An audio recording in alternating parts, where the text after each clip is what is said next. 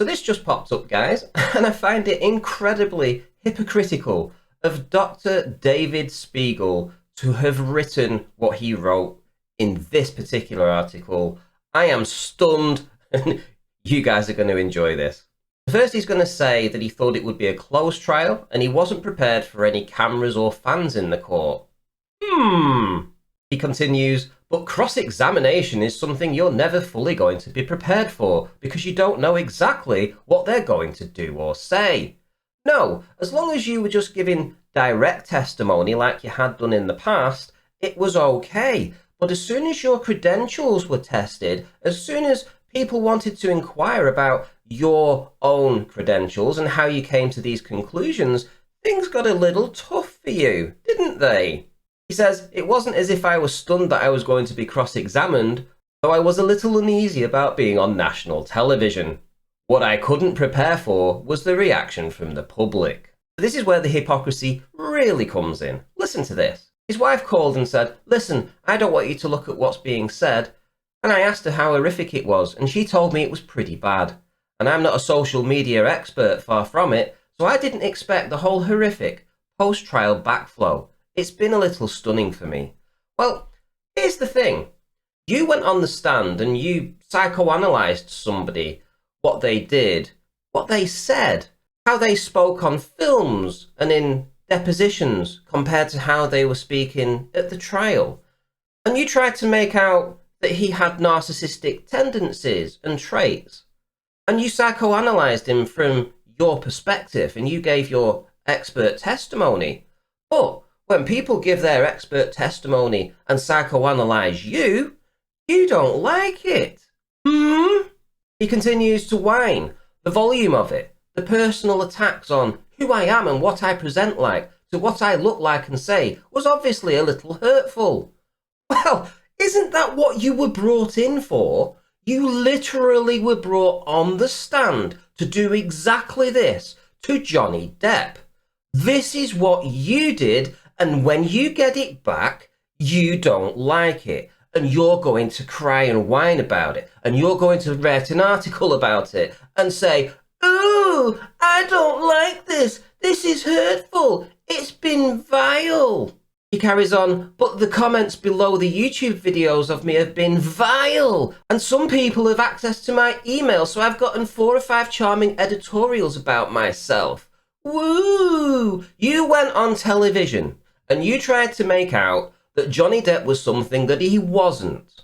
And you get some backlash from it. What's good for the goose is good for the gander. Grow up.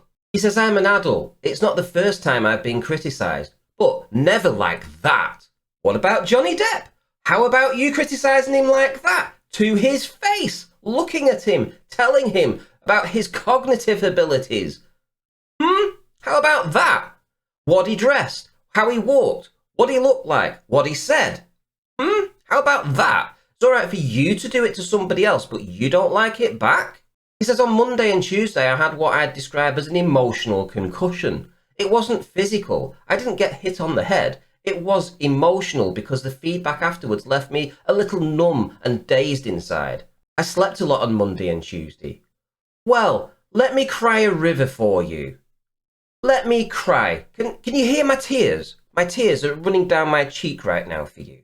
And here's the best bit, guys. He actually thought that after he'd been on the stand and actually spoken about Johnny Depp perhaps being a narcissist and tried to get him ruined in reputation and career and tried to make it out that Amber Heard was telling the truth and Johnny Depp was this, that and the other and how he had these narcissistic traits. He then wanted Johnny Depp to stand up for him and protect him from criticism. Read this.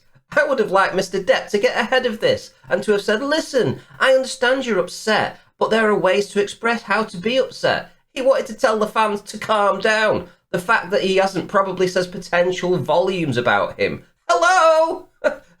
Hello? You wanted protection from Johnny Depp after you tried to destroy him.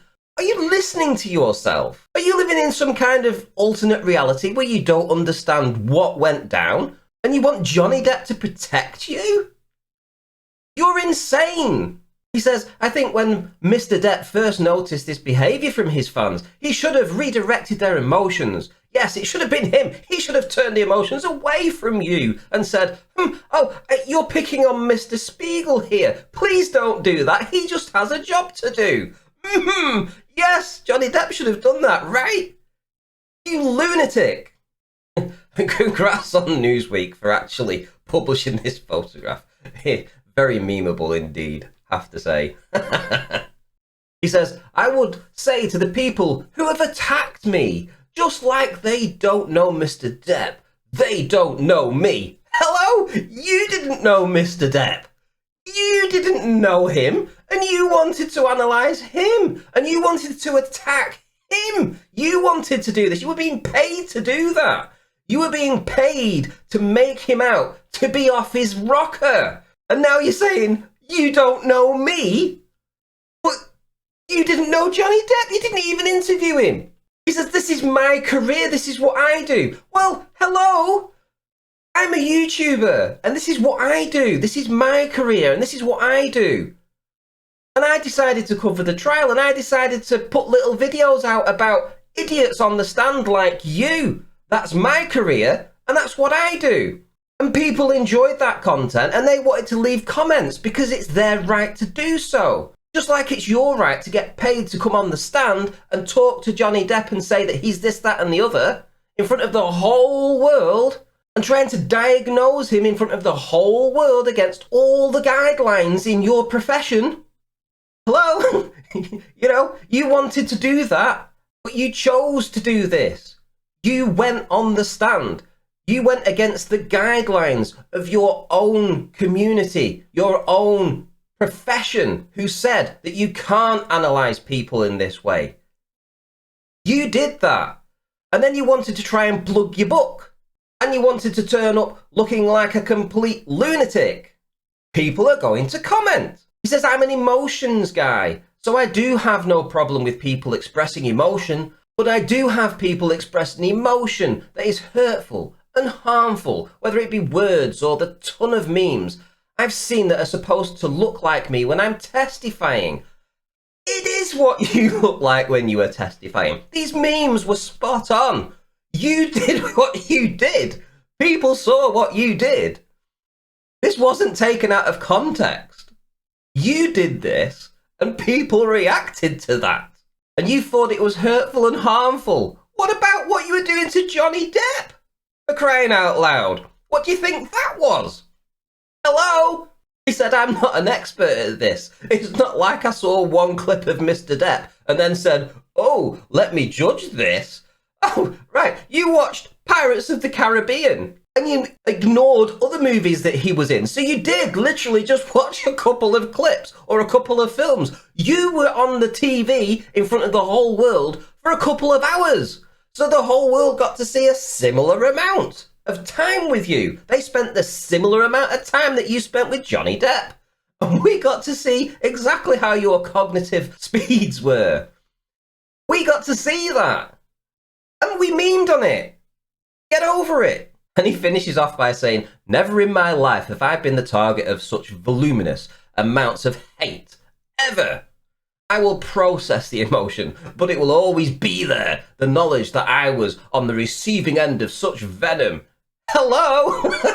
You went on telly to destroy a man, a victim. Johnny was the victim here. He was the one that was abused. He was the victim.